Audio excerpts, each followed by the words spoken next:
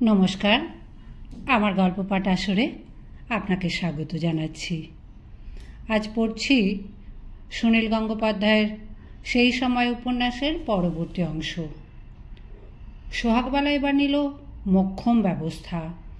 আর দেরি করে চলে না। যে কোনো দিন বাচ্চাটা ভূমিষ্ঠ হয়ে ট্যাঁ ট্যাঁ করতে পারে।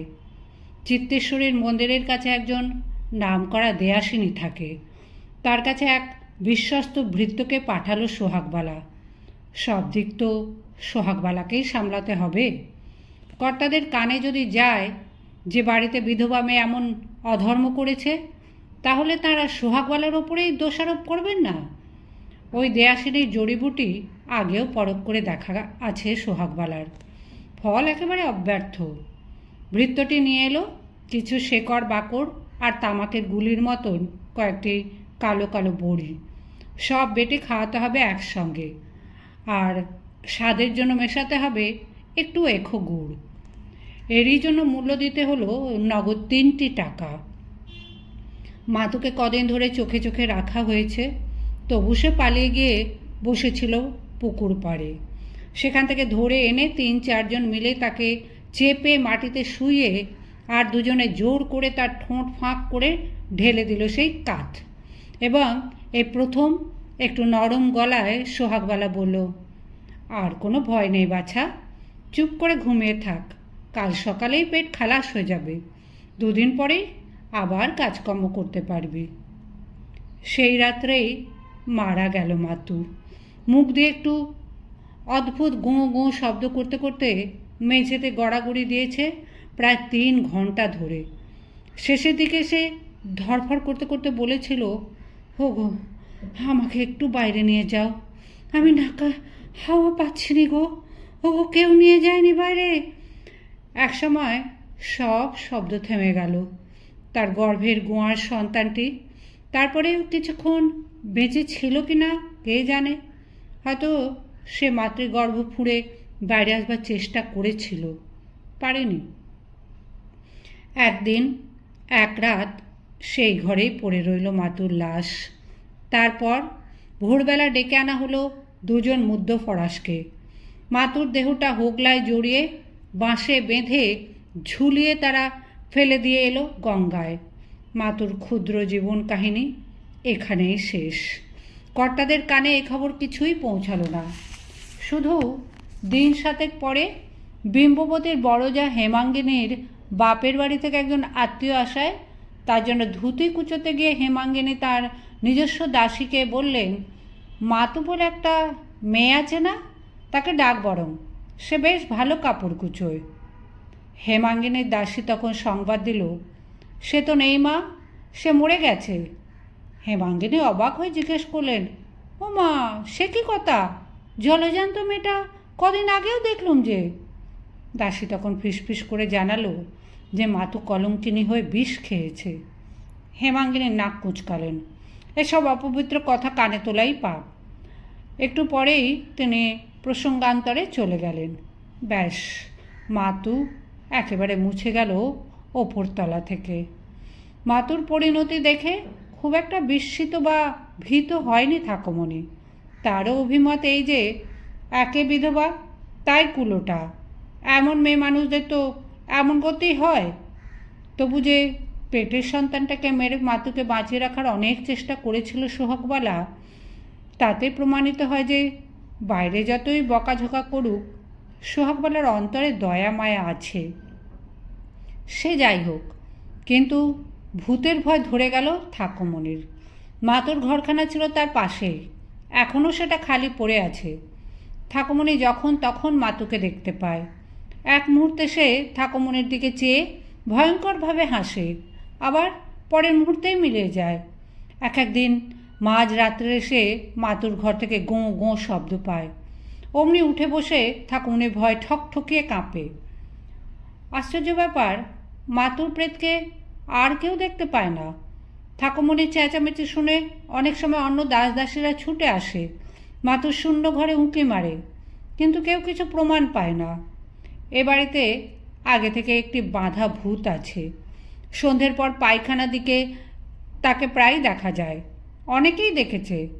অধিকন্তু নদশায় হিসেবে মাতুর প্রেতকেও অনেকেই মেনে নিতে রাজি ছিল, কিন্তু কিছুতেই সে অন্যদের কাছে ধরা দেয় না।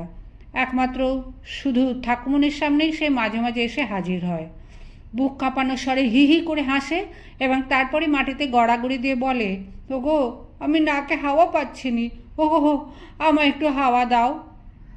সেই জন্যই ঠাকুমনি সন্ধ্যাবেলা আর পারতপক্ষে ঘরের বার হতে চায় না। দুলালচন্দ্রকেও সে কাছে রাখতে চায়, কিন্তু দুলালচন্দ্র শুনবে কেন? একটু সুযোগ পেলেই সে সুরুত করে বেরিয়ে পালায়। ঠাকুমনি কোনোদিন এ বাড়ির ওপরে মহলে যায়নি, হুকুম নেই। বাড়ির কর্তা এবং গিন্নিমাদেরও সে দূর থেকে কয়েকবার মাত্র দেখেছে। স্বর্গে থাকেন দেবতারা, বাবুরাও প্রায় সেই রকমই দূরের মানুষ। অবোধ দুলালচন্দ্র কিন্তু দু একবার চুপি চুপি ওপরে উঠে গেছে সিঁড়ি দিয়ে। সন্ধ্যের পর ঝাড় লণ্ঠনগুলি যখন জলে দোতলায়, তখন যেন ঠিক বাদলা পোকার মতন সেই আলোয় আকৃষ্ট হয়ে দুলালচন্দ্র ওপর মহলে একটু দেখতে যায়। এজন্য ওপর মহলের দাস দাসীদের কাছ থেকে যে তারাও খেয়েছে কয়েকবার। একদিন সে নবীন কুমারের চোখে পড়ে গেল। চিন্তামণি নবীন কুমারকে সন্দেশ খাওয়াচ্ছিল, এমন সময় কেড়ে কেড়ে বলে উঠল। সিঁড়ির মুখে একটা বিহুবল কালো বালকের মুখ। নবীন কুমার বলে, ওকে ডাকো, ওকে ডাকো। চিন্তামণির কথায় দুলালচন্দ্র এগিয়ে এলো কাছে। নবীন কুমার বাটি থেকে একটা সন্দেশ তুলে বলল, এই নে। চিন্তামণি তাকে নিষেধ করতেই নবীন কুমার তীক্ষ্ণ গলায় চেঁচিয়ে বলল, হ্যাঁ দেবো, বেশ করব, 2টো দেব, 3টে দেব, 4টে দেব। নবীন কুমার নিজে থেকেই দুলালচন্দ্রকে বেছে নিল তার খেলার সাথী হিসেবে। যদিও তাদের বয়সের বেশ তফাৎ, নবীন কুমারের সদ্য 3 পেরিয়েছে, দুলালচন্দ্রের 6.5, কিন্তু এ বাড়িতে তো আর কোনো অল্প বয়সী ছেলে মেয়ে নেই। নবীন কুমার তাকে নিয়মিত নিজের ভাগের সন্দেশ খেতে দেয়। নবীন কুমারের খেলাগুলোও ভারী অদ্ভুত।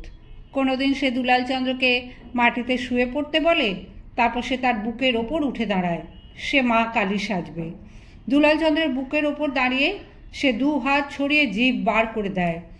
কোনোদিন সে দুলালচন্দ্রকে উপুর হয়ে শুয়ে ময়ূর সাজতে বলে, তখন তার পিঠের ওপর বসে নবীন কুমার হয় কার্তিক ঠাকুর, তার কোমরে গোঁজা কাঠের তলোয়ার।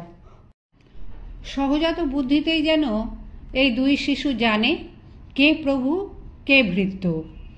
দুলালচন্দ্র খুশি মনেই প্রভুপুত্রকে পিঠে তুলে নেয় বা বুকে দাঁড়াতে দেয়, তার বদলে সে পায় অমৃতের আস্বাদযুক্ত সন্দেশ।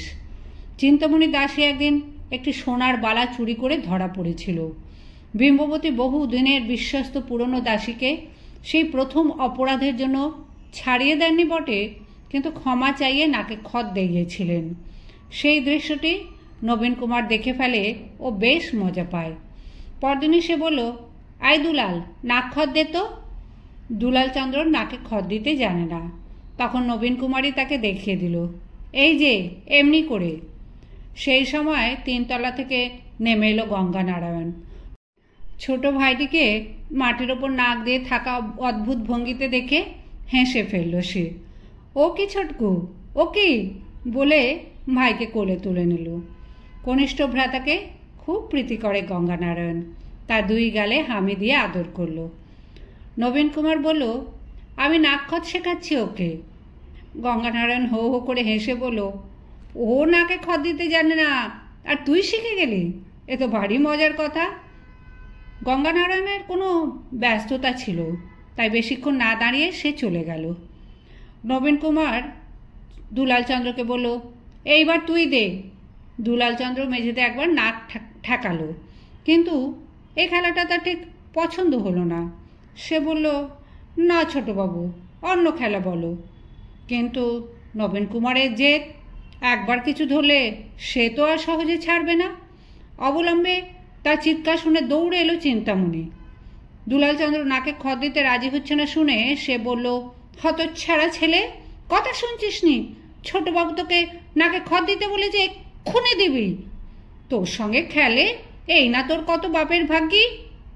সেই সময় দিবাকরও আসছিল ওপরে, সেও মামলাটি শুনে 2 ধমক দিল দুলালচন্দ্রকে।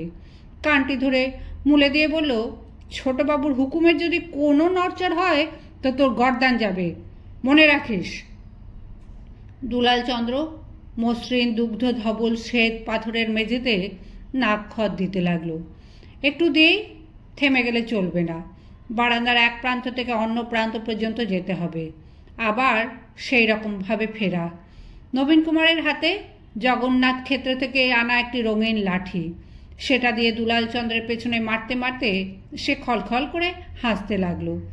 দুলালচন্দ্র একটু থামলেই সে আবার বলে, হ্যাট হ্যাট, চল রে ঘোড়া, চল রে গাধা, চল রে ঘোড়া। কি সুন্দর নবীন কুমারের কণ্ঠস্বর, সুরেলা রিনিঝিনি, যে শোনে তারই ওকে আদর করতে ইচ্ছে করে।